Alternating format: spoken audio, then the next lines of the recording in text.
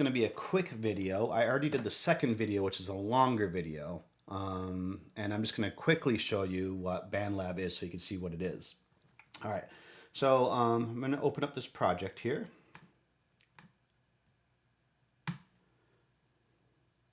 All right, it's just loading. And this works right in a browser, which means it works with a Chromebook. It works with anyone. And if you're going to be sharing projects, it should work with anyone in the Sturgis network because of that. So this is a digital audio workstation, also known as a DAW or a DAW, and it's the setup is the same as anything from GarageBand to what the pros use, like Pro Tools or Logic. And I recorded earlier, I created a drum machine part. I recorded with my microphone, or you can, and again, it could just be your microphone on your laptop, a guitar part and a bass part. And then I also created a strings part using just typing, like playing the keyboard on my computer, or you can also hook up a digital piano with USB to your computer and play on that. And then I added a sample loop of some percussion. And just so you know, the strings sound really bad when I play them, and I actually turned it into a synthesizer part instead of a string part, but they sound really bad because I forgot to tune my guitar and bass to standard tuning. So they sound good together because they are in tune with each other, but the string section does not sound very good because it's out of tune. So I'm actually just going to keep that out for now. But it's kind of neat that you can just you can have trumpets or whatever. It's just, they're fake instruments, but they work. So I'm going to play the 4 out of 5 parts that I made.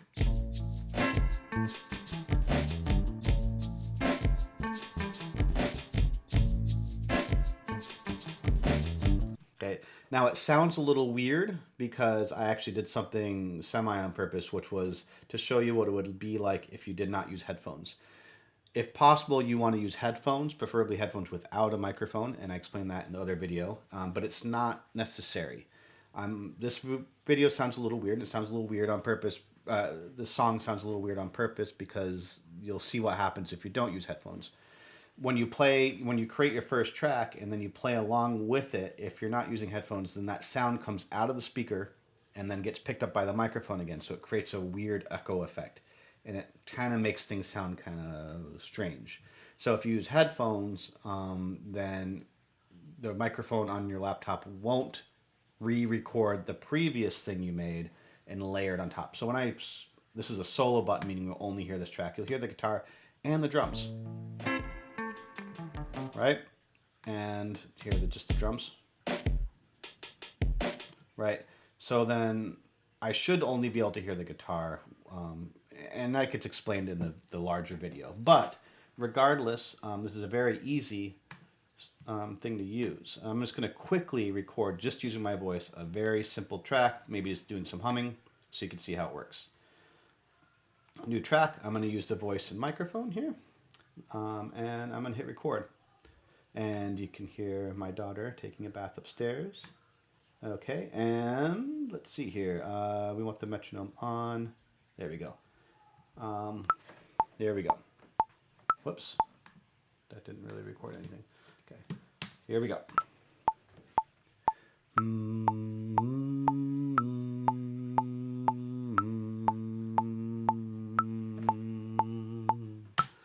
Okay, and add a track.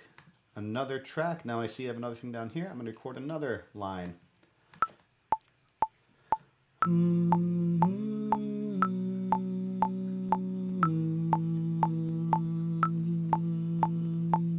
Okay, let's play it together.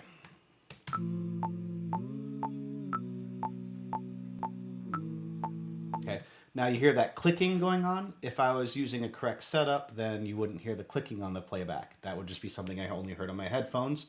But because I'm doing the screen recording right now, it kind of creates that weird effect that I was talking about, where I said if you don't use headphones, it's going to keep recording on top of each other.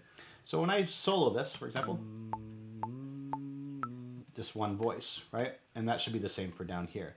And you can just keep adding tracks. Of course, you're using this on a browser. If you have a lot of things open, that's going to use up a lot of power on your computer.